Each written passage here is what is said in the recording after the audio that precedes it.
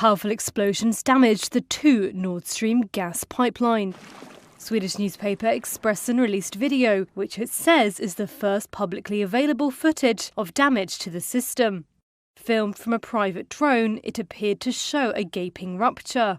Expressen said a 164-foot section was missing from one stretch of the Nord Stream 1 pipeline. The leaks have become a flashpoint in the Ukraine crisis. World leaders have called the damages an act of sabotage, but it still remains unclear who might be behind the detonations. It's been obvious from the start.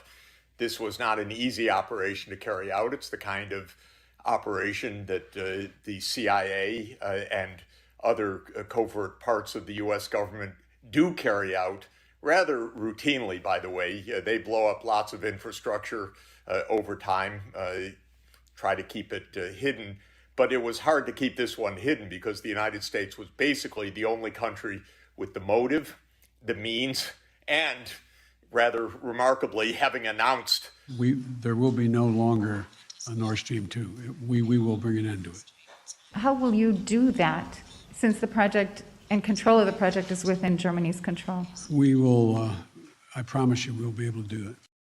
The worry we always had about Russia, always with its great resources of natural gas, they have they just have tons of it, gas and oil, and the worry was that Russia was weaponizing this gas. It was using it to get leverage in Western Europe and Germany, and that was always something that was problematical for us. We wanted to keep Russia from having energy power. You know, in Germany, we had the biggest protest of all, I think, the 50,000 people at the Brandenburg Gate saying we need negotiations and to stop arming Ukraine. But they see that they are being dragged into a proxy war by NATO against Russia to weaken Russia.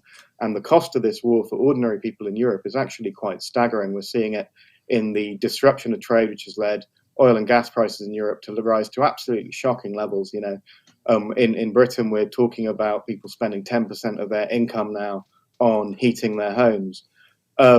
This is a really rapid rise, you know, in the cost of energy, and just it's doubled in 1 year in Britain, and we've seen that in Germany as well because of the huge role that you know, Russian supplies of oil and gas did play in Europe.